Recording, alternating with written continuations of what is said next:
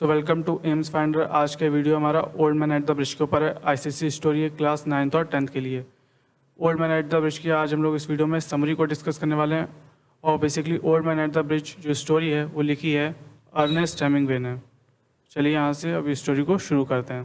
देखिए, स्टोरी को समरी को यानी कि जो लाइन बाय लाइन जो समरी है उसको शुरू करने से पहले थोड़ा सा इस स्टोरी का बैकग्राउंड को जान लेते हैं कि आखिर बैकग्राउंड क्या है स्टोरी का। तो थोड़ा समरी को जब हम लाइन बाय लाइन पढ़ेंगे तो आपको समझने में आसानी रहेगी।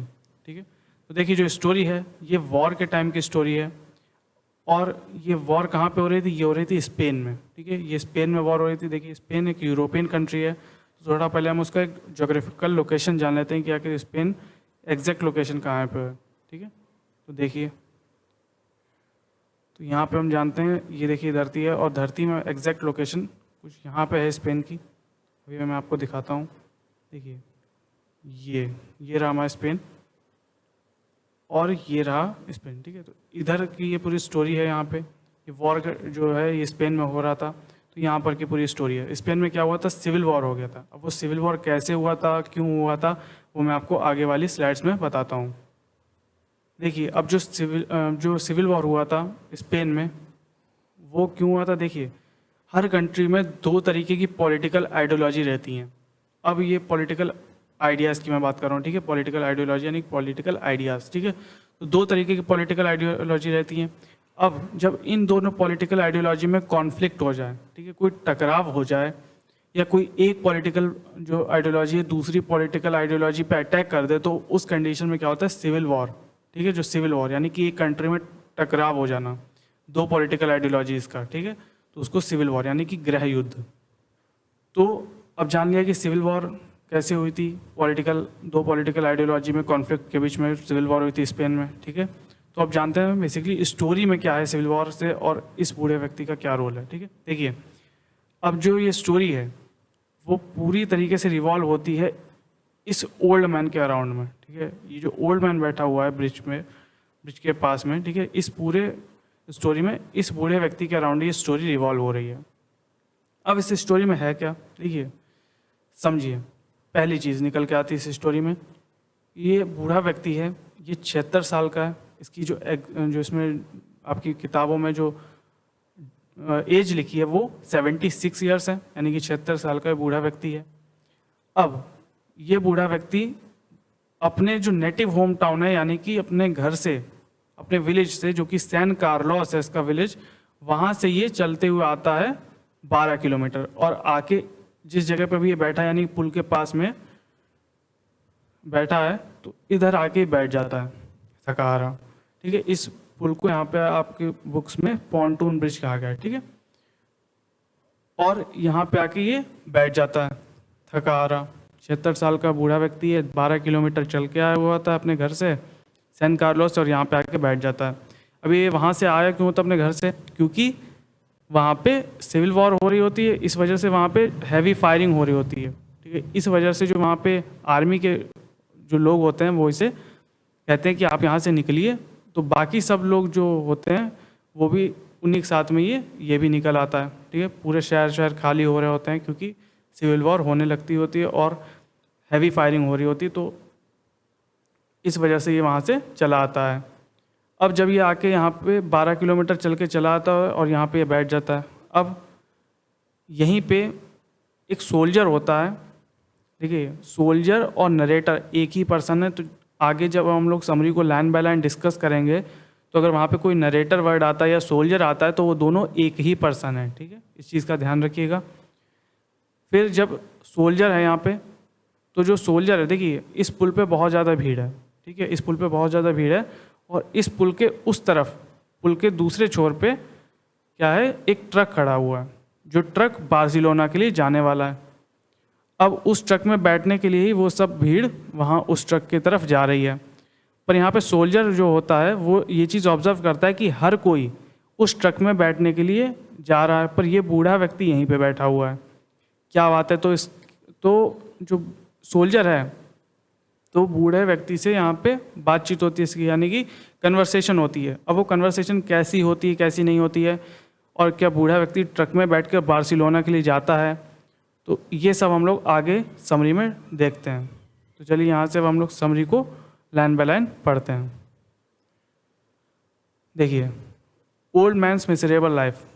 The story revolves around an old man who has to leave his home town during the Spanish civil war. देखिए, अब जो ओल्ड मैन के अराउंड ये पूरी स्टोरी रिवॉल्व हो रही है, जो कि ये ओल्ड मैन कौन है, जो कि अपने होम टाउन को छोड़ के हुए आया होता है। क्यों छोड़ के आता है? क्योंकि स्पेनिश सिविल वॉर स्टार्ट हो जाती है, इस वजह से छोड़कर आता है वहाँ से। The town has to be empty out due to artillery fire. देखिए, आर्टिलरी फायर का यहाँ पे मतलब है हैवी फायरिंग होने लगती है, इस वजह से ये अपना टाउन को छोड़ के आया होता है। He has walked 12 kilometers from his hometown and sit exhausted by the side of a road near a pontoon bridge that crossed a river।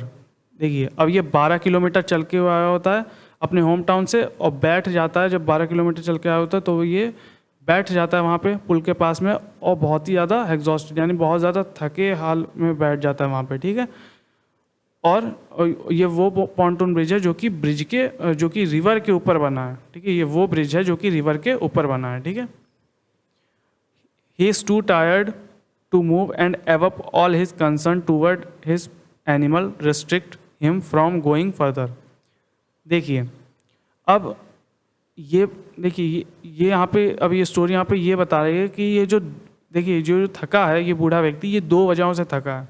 पहली चीज़ इसकी फिजिकल कंडीशन से और दूसरी जो है वो इसकी मेंटल कंडीशन से। देखिए, फिजिकल कंडीशंस तो हमें पता चल गई कि ये 12 किलोमीटर भाई चलते हुए आया होता है, 76 साल का बूढ़ा व्यक्ति होता है, तो जाहिर सी बात है कि वो थक जाएगा, तो आगे नहीं मूव कर पा रहा है।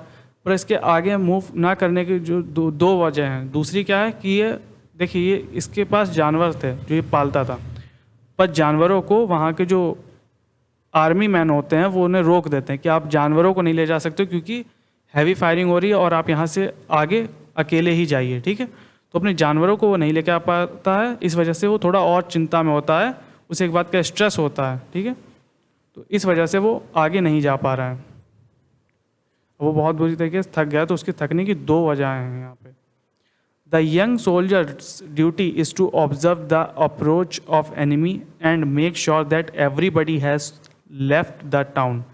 देखिए, अब देखिए ये जो सोल्जर है और यहाँ पे कहीं आगे नरेटर लिखा होगा तो वो दोनों एक ही पर्सन है, ठीक है, इस चीज़ का ध्यान रखिएगा। अब जो यंग सोल्जर होता है वो ड्यूटी के दौरान ये ऑब्जर्व कर रहा होता है कि एनिमी ना कहीं आ जाए, इस चीज़ का वो पता लगा रहा होता है। वहीं पुल के पास में होता है, ब्रिज के पास में होता है ये सोल्जर, और ये भी श्योर कर रहा होता है, ये भी मेक श्योर कर रहा होता है कि जो वहाँ पे everybody has left the town, कि जो वहाँ पे जो भी व्यक्ति उस पुल के पास में है वो इस टाउन को जल्द से जल्द छोड़कर चला जाए, क्योंकि वहाँ पे कभी भी एनिमी आ सकता है। तो इस चीज़ को भी वो देख रहा था।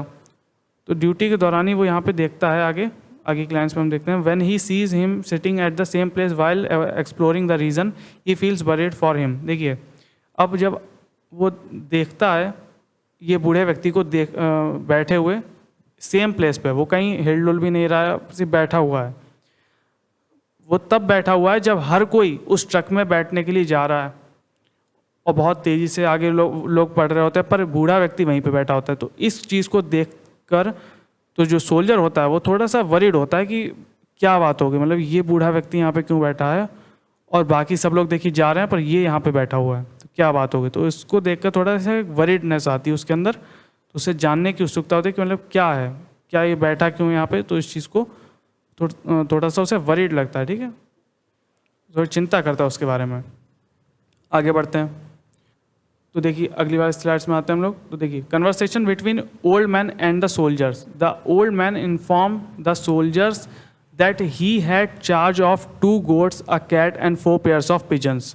देखिए, अब जो ओल्ड मैन है वो इन्फॉर्म करता है सोल्जर को कि उसके पास चार्ज है 2 goats का, 1 कैट का और 4 pairs ऑफ पिजन, यानी कि 8 पिजन्स का उसके पास क्या है, चार्ज है। यानी कि वो इनकी उसके ऊपर ड्यूटी है, वो इतने जानवरों को वो संभालता है। काफ़ी इंपॉर्टेंट लाइन है इन जानवरों, ठीक है, तो वो इतने जानवरों को वो संभालता है। He says that a captain told him to leave the town and the animal of because artillery fire. देखिए, जो कैप्टन होते हैं, जो इसके गांव में जो कैप्टन होते हैं, यानी कि जो आर्मी के कैप्टन आए हुए होंगे सैन कार्लोस में, तो वो इससे कहते हैं कि आप अकेले ही जाइए, इसके आगे आप अपने एनिमल्स को नहीं ले जा सकते हो, क्योंकि आर्टिलरी फायर हो रही है, यानी कि हैवी फायरिंग हो रही है, तो इस वजह से आप अकेले ही जाइए, आप अपने जानवरों को यहाँ से नहीं आगे ले जा सकते हो। He also tells the narrator that he has no family. फिर वो आगे ये भी नरेटर को बता, देखिए नरेटर और सोल्जर एक ही पर्सन है, इस चीज़ का ध्यान रखिएगा। तो वो नरेटर को यहाँ पे ये बताता है कि उसकी कोई भी फैमिली नहीं है, ठीक है, यानी कि वो फैमिली उसकी नहीं है, यानी कि वो जानवरों के साथ में ही रहता था, अपने जानवरों को ही पालता था, अपने जानवरों के साथ में ही रहता था। He further adds that cat would be all right because cat can look after themself. देखिए वो यहाँ पे ये बता रहा है कि जो मेरी कैट है वो तो बच जाएगी, वो कैसे भी करके मतलब बच जाएगी, उसे कुछ नहीं होगा, वो कैसे भी करके निकल जाएगी और उसे कुछ नहीं होगा। But he does not know what would happen to the others animal.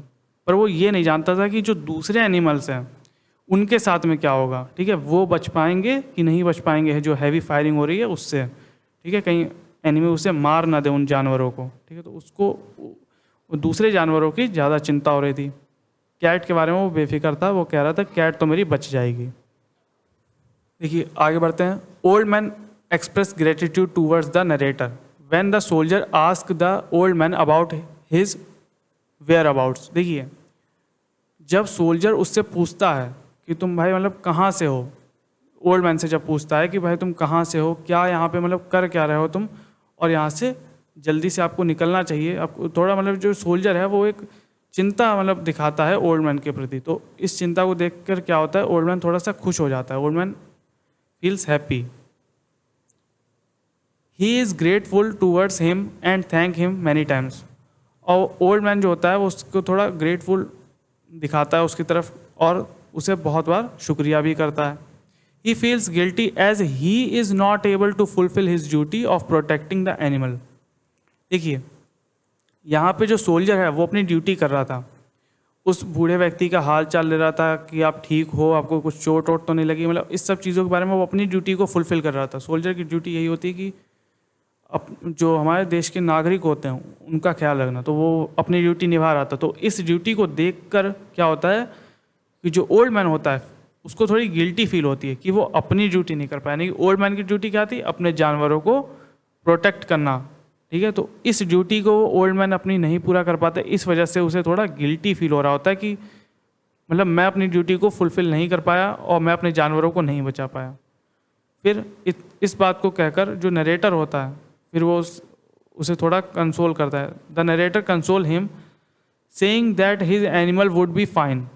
तो जो नरेटर होता है वो थोड़ा उसे कंसोल करके कहता है, नहीं कंसोल का मतलब है थोड़ी सांत्वना देता है उसको, जो तुम्हारे एनिमल्स हैं वो बिल्कुल सही होंगे, उनकी चिंता तुम मत करो। He tells him that pigeons would fly away but the old man continues worried about the goats. देखो अब यहाँ पे वो ये भी बता रहा है, कि जो देखो पिजन्स हैं वो तो उड़ जाएंगे, ठीक है, वो तो उड़ जाएंगे, अगर तुम पिंजरा खोल के आए हो तो वो तो पिजन्स उड़ जाएंगे। But the old man continues worried about the goats. पर जो ओल्ड मैन है वो लगातार बस एक ही चीज़ पे चिंता करे जा रहा है कि जो मेरी गोट्स हैं, जो उसकी 2 गोट्स थी, उनका क्या होगा, वो बच पाएंगे कि नहीं बच पाएंगे। तो इसके ऊपर वो थोड़ा ज़्यादा चिंता कर रहा था। The narrator tells him that it is better not to think about the animal and he should get up and leave that place immediately. अब जो नरेटर होता है वो ये कहता है कि देखो इसके बारे में तुम ज़्यादा मत सोचो, ये तुम्हारे लिए ठीक नहीं होगा, तो ये तुम्हारे लिए बेटर नहीं होगा, और तुम इसके बारे में सोचो कि तुम्हें यहाँ से जल्दी उठना है और तुम इस प्लेस को जल्दी से जल्द छोड़ दो, ठीक है, यहाँ से लीव दैट प्लेस इमीडिएटली, तुरंत इस प्लेस को यहाँ से छोड़ दो, क्योंकि जो एनिमी है वो कभी भी आता होगा। तो अब जब हम लोग लास्ट की लाइन से यहाँ पे देखेंगे, देखिए अब लास्ट में वो क्या कहता है कि जब इतनी सी बात वो कहता है सोल्जर कि अब यहाँ से आपको उठना चाहिए, लीव दैट प्लेस इमीडिएटली, तो जो सोल्जर होता है, ठीक है, वो तो उसके अंदर एक मतलब कह रहा है कि आप यहाँ से उठो, तो जो ओल्ड मैन है वो यहाँ पे थोड़ा सा उठने की कोशिश करता है, पर वो वहाँ पे गिर पड़ता है और वहाँ पे बैठ जाता है। तो जो सोल्जर होता है कि अब तो तुम मेरे साथ चल नहीं सकते हो, अब तुम्हारे पास अब यही तुम्हारा एक लक है जो तुम्हें बचा सकता है। और वो लक कैसा था, देखिए जब ये दोनों कन्वर्सेशन कर रहे होते हैं ओल्ड मैन और नरेटर, तब उधर पे आसमान में हैवी क्लाउड्स आ जाते हैं, ठीक है, बहुत ज़्यादा हैवी क्लाउड्स आ जाते हैं। तो उस वजह से ही नरेटर यानी कि जो सोल्जर है वो उससे कह रहा होता है ओल्ड मैन से कि देखो तुम्हारा लक है, अब देखो हैवी क्लाउड्स आ गए आसमान में, और जो दुश्मन के प्लेन होंगे या तो वो थोड़ा देर से आएंगे, डिले कर देंगे आने में, या तो वो डायरेक्शन चेंज कर देंगे अपना, दो चीज़ें हैं ये। तो तुम यहाँ पे बच भी सकते हो, ठीक है, तो तुम्हारा लक है कि तुम बच जाओगे, ठीक है। तो वो इतना कहकर तो वहाँ से वो ओल्ड जो वो होता है नरेटर, वो वहाँ से चला जाता है ओल्ड मैन को वहीं छोड़कर, और यहाँ पे स्टोरी हमारी ख़त्म हो जाती है। देखिए अब स्टोरी से हमें मैसेज क्या मिलता है, मैसेज को जानते हैं। देखिए इस स्टोरी में जो मैसेज है वो यहाँ पे हमें दो मिलते हैं, दो तरीके के मैसेज यहाँ पे हमें मिलते हैं। देखिए पहला मैसेज है यहाँ पे ये है कि जो सफ़र करता है, ठीक है, हमेशा जो वॉर के टाइम पे जो सफरिंग होती है वो कॉमन पीपल को होती है। हमेशा आम जनता ही वॉर में सफ़र करता है, ठीक है, बहुत ज़्यादा जो सफरिंग होती है वो आम जनता को होती है। अब मैं एग्जाम्पल के तौर पे देखिए यही ओल्ड मैन को मैं लेता हूँ, और ओल्ड मैन को देखिए, ओल्ड मैन जब अगर स्पेनिश सिविल वॉर नहीं हुई थी, यानी जब सिविल वॉर नहीं हुई थी, तो उससे पहले उसकी ज़िंदगी कितनी अच्छी चल रही थी। उसके जानवर थे, अपने जानवरों का ख्याल रखता था और अपने वहीं पे अपने होम टाउन में रहता था। पर जैसे ही सिविल वॉर हुई वैसे उसके सामने दिक्कतें कितनी आईं। अपने जानवरों को छोड़कर आया, वो 12 किलोमीटर चल के आया, 76 साल की उम्र है उसकी, तो इतना सब जो सफ़र वो कर रहा है तो क्यों कर रहा है, सिर्फ और सिर्फ वॉर की वजह से कर रहा है। तो यानी कि एक नतीजा यहाँ पे ये निकलता है कि जो वॉर है वो बहुत ही ज़्यादा खतरनाक होती है और इससे कॉमन पीपल ही सफ़र करता है। आगे बढ़ते हैं। सेकंड पॉइंट यहाँ पे हमारा क्या है, देखिए सेकंड पॉइंट है हमारा यहाँ पे लव फॉर एनिमल्स। हमें इस स्टोरी में ये भी देखने को मिला है कि जो एनिमल के प्रति लव था, ओल्ड मैन है वो बहुत ज़्यादा प्यार करता था अपने जानवरों से, ठीक है। तो ये चीज़ हमें इस स्टोरी में देखने को मिली कि लव फॉर एनिमल्स, ठीक है, वो अपने जानवरों से बहुत ज़्यादा प्यार करता था। देखिए उसके थकने की इस स्टोरी में दो वजह बताई गई थी, तो उनमें से एक वजह जानवर भी थे कि वो अपने जानवरों को छोड़ कर आया, एनिमल्स को वो अपने पीछे सैन कार्लोस जो उसका विलेज था वहाँ पे छोड़ कर आया। तो एक वो भी कारण था उसके वहाँ पे थकने का, ठीक है, क्योंकि उसे मेंटल एक स्ट्रेस था कि मैं अपने जानवरों को छोड़ कर आया। वो अपने जानवरों को बहुत ज़्यादा प्यार कर रहा था, ठीक है। तो यहाँ पे हमें सेकंड मैसेज ये भी मिलता है कि लव फॉर एनिमल्स। तो इस स्टोरी में हमें दो मैसेज मिले, पहला यहाँ पे कि सफ़र करता है कॉमन पीपल, दूसरा हमें यहाँ पे ये मैसेज मिला लव फॉर एनिमल्स। तो मैसेज बहुत इंपॉर्टेंट होता है। देखिए कोई भी स्टोरी हो, कोई भी पोएम हो, तो उसमें मैसेज बहुत ज़्यादा इंपॉर्टेंट देता है कि हमने उस स्टोरी या उस पोएम को पढ़कर वो मैसेज हमने कौन सा लिया इस स्टोरी में। और इस दुनिया में कोई भी पोएम हो, कोई भी स्टोरी हो, तो वो मैसेज ज़रूर देती है, ठीक है। तो इसी के साथ में हमारा ये वीडियो यहाँ पे ख़त्म होता है। और अगर आपको ये वीडियो पसंद आए तो प्लीज़ चैनल को सब्सक्राइब करना मत भूलिएगा। Thank you for watching.